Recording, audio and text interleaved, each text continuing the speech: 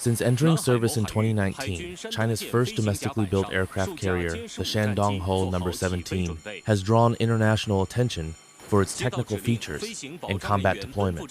A comparison with other active carriers worldwide helps define its strategic value, displacement and size. A precisely positioned medium carrier with a full load displacement of 65,000 tons, the Shandong sits between Russia's 43,000-ton Admiral Kuznetsov and the UK's 65,000-ton Queen Elizabeth-class carriers.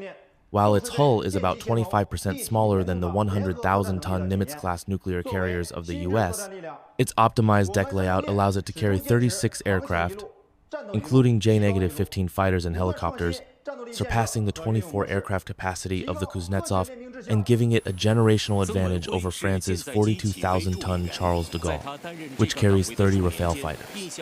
Propulsion and speed. Efficient balance of conventional power. The Shandong is powered by a conventional steam turbine system, reaching a top speed of 31 knots, 57 kilometers per h on par, with Russia's 29-knot Kuznetsov and the UK's 25-knot Queen Elizabeth class, but noticeably slower than the 35-knot nuclear-powered US carriers. However, its key advantage lies in a 40% shorter maintenance cycle compared to nuclear carriers, making it more suitable for regional rapid deployment. Carrier-based aircraft. Maximizing the limits of ski jump takeoff. As the largest ski jump aircraft carrier in operation, the Shandong features a 12 degrees ramp and aerodynamic optimizations for the J-15 fighter, enabling a maximum takeoff weight of 33 tons higher than the 29-ton limit of Russia's Su-33 on the Kuznetsov.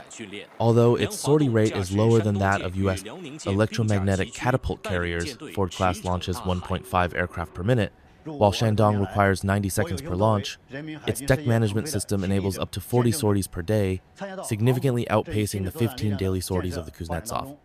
Electronic systems. China's approach to counter-stealth. The Shandong is equipped with the Type 346A Active Electronically Scanned Array AESA radar, with a detection range of 500 kilometers and stealth tracking capabilities.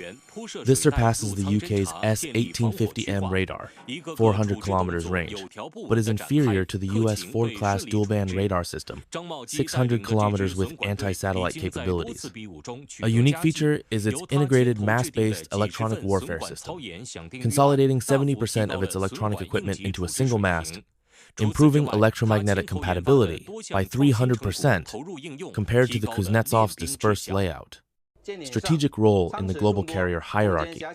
In 2023 global carrier rankings, the Shandong is classified in the third tier, with US nuclear supercarriers in Tier 1 and UK, French large carriers in Tier 2. However, its fully indigenous production and potential for large-scale deployment provide a key advantage. Compared to India's 45,000-ton INS Vikrant, which relies on 60% imported components, and Russia's Kuznetsov, operational for less than 30 days per year, the Shandong has already achieved over 180 days of annual combat readiness, patrols establishing China as the only emerging naval power with dual-carrier operational capability. Insights and future outlook. The Shandong's development demonstrates China's focus on mastering medium-sized conventional aircraft carriers to establish regional sea control while keeping costs manageable. Unlike the US, global power projection strategy, its design prioritizes anti-access, area, denial, A2, AD, missions in the Western Pacific. With the upcoming Fujian carrier adopting electromagnetic catapult technology, China's carrier force is expected to enter the upper ranks of the second tier 2030, competing directly with France's next-generation nuclear carrier and the UK's sixth-generation fighter-equipped Queen Elizabeth class.